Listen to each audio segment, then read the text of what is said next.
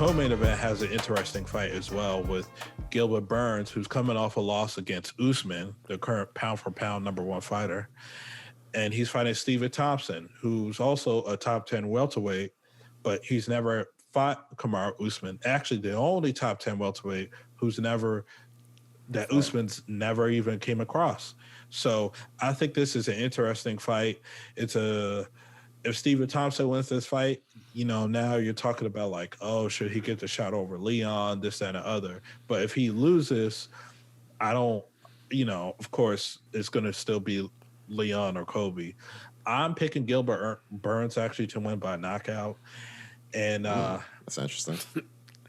Well, here's the thing. Well, Gilbert Burns lost to Usman. He lost to Usman's jab.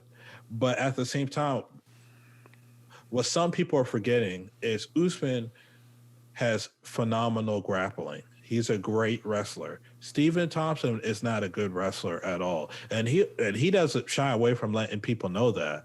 But he also works on his takedown defense to get away from wrestling. I don't think he will be able to pick and move with somebody like Gilbert Burns, who can grapple extremely well, but also has some decent striking with immense knockout power. He has like flash KOs. So remember when he dropped Usman, it woke Usman up kind of like, oh, I got to get on the horse right away.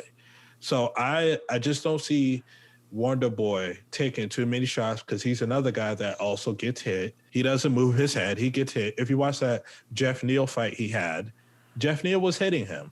Obviously, it was kind of like an experience factor. He was getting frustrated with Wonder Boy's, striking. I just don't see Gilbert Burns dealing with that same issue, especially he's a guy that can walk forward and trap people. So I got Gilbert Burns.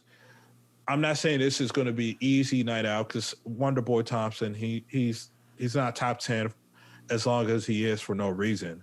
I just don't think that he's going to be able to stick and move and use his point striking to win this fight. I mean, I can understand that. Like, when you put it that way, it makes a lot of sense. I do have Burns winning that fight as well. I think with a lot of the points that you have, I do think it's going to be hard for Thompson. I mean, it would be. I will say this: I think it would be great if Thompson would win, so Usman can get that one as well off his belt. Because I mean, they're as long as they never run across each other, especially while Usman has the belt. It'll be something that Thompson will hold on to, especially when he's trying to climb his way up to the belt at some point. I don't think he deserves it in front of Leon, though, even if he were to win it. I agree. I think we all understand of the sport and how the sport is changing somewhat.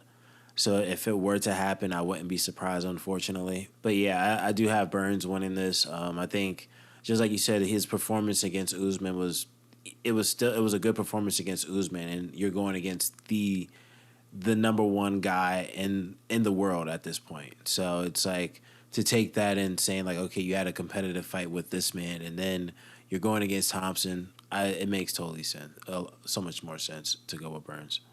I have Burns, but I have him by second round submission. I think that he will be able to catch Wonder Boy, but at the same point in time, I just see him catching him, but then just locking him up on the ground and putting him away. Just because I feel like where he shines at in this fight definitely is on the ground. And if I had to say there's more of a chance of him finishing it one way than the other, I'd say it would be submission in this fight, specifically because that's just something that Wonder Boy isn't very good at, That being said, though, I'm looking forward to the fight. I think it's going to be really interesting. And I think it's good for the welterweight division because that's two contenders that are trying to make their way back up the ladder.